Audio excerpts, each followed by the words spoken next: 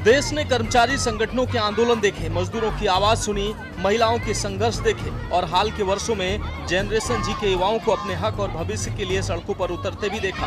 लेकिन अब जो तस्वीरें सामने आ रही हैं वो कहीं ज्यादा गंभीर हैं, क्योंकि अब अपनी समस्याओं को लेकर आवाज उठाने वाले वो बच्चे हैं जिन्हें हमने अब तक सिर्फ स्कूल की कक्षा, किताब और खेल के मैदान में देखा है। ये है जनरेशन अल्फा और सवाल यह है कि आखिर ऐसी क्या वजह है कि पढ़ने लिखने की उम्र में इन बच्चों को अपनी मांगों के लिए प्रदर्शन करना पड़ रहा है। ये तस्वीरें सिर्फ बच्चों के प्रदर्शन की नहीं है, ये उस बेचैनी की तस्वीर है जो स्कूल की चार दीवारी से निकलकर अब सड़क तक पहुंच गई है। इन मासूम चेहरों के हाथों में किताबें होनी चाहिए थी, लेकिन हाथों में तख्तियां हैं। चेहरों पर पढ़ाई का उत्साह होना चाहिए था, लेकिन सवाल। यूपी के आजमगढ़ में छात्र छात्राएं अपने स्कूल में शिक्षकों की कमी और फीस से जुड़े सवालों को लेकर प्रदर्शन करते नजर आए। आरोप है कि कॉलेज में कई विषयों के शिक्षक ही नहीं हैं, जबकि बोर्ड परीक्षाएं नजदीक हैं। यानी जिन बच्चों को परीक्षा की तैयारी करनी चाहिए, उन्हें अपने शिक्षकों के लिए आवाज उठानी पड़ रही है।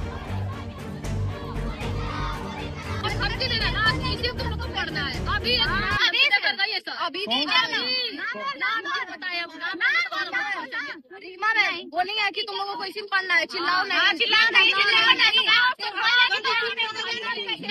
नाम क्या फिर से बोलो।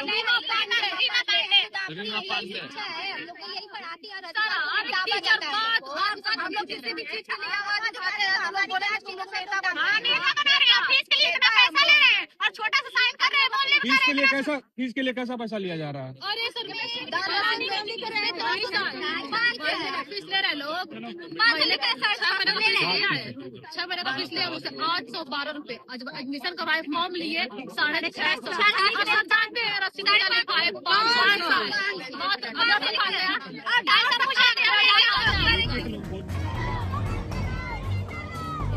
प्रदर्शन कर रही छात्राओं ने कॉलेज प्रशासन पर धमकाने का भी आरोप लगाया है। छात्राओं का कहना है कि उन्हें पढ़ाई के लिए शिक्षक चाहिए, लेकिन उनकी बात सुनी नहीं जा रही है और बच्चों ने जो नारा लगाया वो इस पूरे मामले की गंभीरता बताने के लिए काफी है। सोचिए, जिस उम्र में बच्चे केमिस्ट्री की किताब में रासायनिक समीकरण हल करने चाहिए, उस उम्र में बच्चा ये सवाल पूछ रहा है कि आखिर उसे पढ़ाने वाला शिक्षक कहाँ है।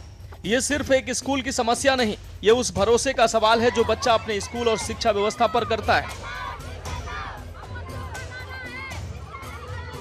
और अब तस्वीर देखिए कन्नौज के छिबरामऊ इलाके के अकबरपुर की। यहाँ तेज बारिश के बाद सरकारी कंपोजिट विद्यालय का परिसर ही नहीं, स्कूल के कमरों तक में घुटनों तक पानी भर गया है। बच्चे स्कूल के बाहर खड़े हैं, कक्षाएं प्रभावित हैं और पानी में सरकारी दस्तावेज भी खराब हो गए। जर्जर भवन के बीच बच्चों के लिए सांप, बिच्छू और दूसरे जहरीले जीवों को खतरा भी बना हुआ है। शिक्षक खुद पानी में उतरकर जल निकासी की कोशिश करते दिखाई दिए हैं। प्रधानाचार्य का दावा है कि अधिकारियों को कई बार शिकायत दी, लेकिन समस्या का स्थायी समाधान नहीं हुआ। फिलहाल बच्चों को पंचायत कार्यालय में पढ़ाने की बात कही गई है। तो विद्यालय में पानी भरा, ये सब बच्चे, हमने इतने प्रयास करे, डीएम साहब को दिए, डीएम साहब लिख के दिया, हमने दिया, हमारे काली पंडोला बीएसए साहब सब मिल के दिया, इसका कोई समझौता नहीं हो रहा। हम क्या कराएं? हम तो प्रधान आते जैसी भी चला पानी निकासी कराए रहे, और कब तक कराए निकासी? ऐसा कोई बेट है ना जो नाला बनाए, करीब 500 मीटर नाला है, स्थायी कोई समाधान नहीं है। कोई समाधान है ही नहीं। हमने सबको लिख के दिया, फर्दर प्रयास किए, पूरे कॉलेज के शिक्षक जितने मास्टर लोग, उनने कहा, सबने कहा, हमने अपने 3 बार तहसील दिवस में दिया, उसका कोई समाधान नहीं हो रहा। और जबकि हमारे स्कूल में 3 से बच्चा पढ़ रहे हैं, कम जूनियर और प्राइमरी कम्युनिटी विद्यालय है। तो ये पानी बारिश में भरता है कि वैसे? केवल बारिश है। सांप कीड़ा भी रहते होंगे इसमें? बिल्कुल रहते हैं। हमने आई बार का नाला बनाए थे, उन्हें कोई सुनी नहीं रहे। बिल्डिंग इसकी जर्जर हो गई, पानी टपकता है, बिल्डिंग गिर जाएगी, बच्चों में हादसा हो जाएगा। एक तरफ स्कूलों को मॉडल बनाने के दावे, दूसरी तरफ बच्चों के स्कूल में घुटनों तक पानी।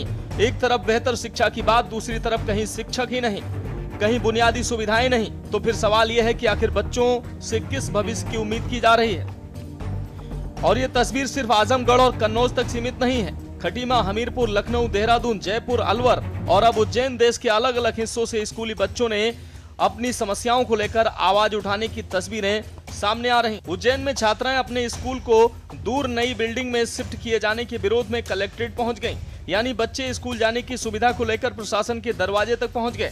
सवाल बेहद सीधा है, क्या स्कूल की दूरी बढ़ने से इन बच्चों की पढ़ाई प्रभावित नहीं होगी? इसे सिर्फ बच्चों का आंदोलन कहकर नजरअंदाज करना आसान है, लेकिन इन तस्वीरों के पीछे छिपे सवाल बेहद गंभीर हैं। क्या स्कूल में बच्चों की बात सुनी गई? क्या अभिभावकों की शिकायतों पर कार्रवाई हुई? क्या शिक्षक की कमी समय रहते दूर नहीं की जा सकती?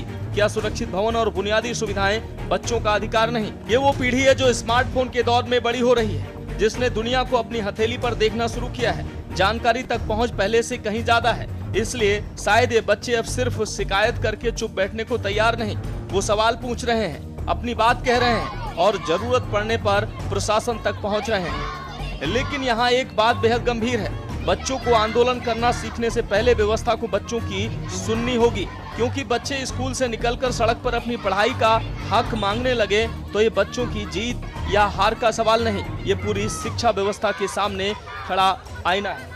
स्पेशल डेस्क के न्यूज़ इंडिया।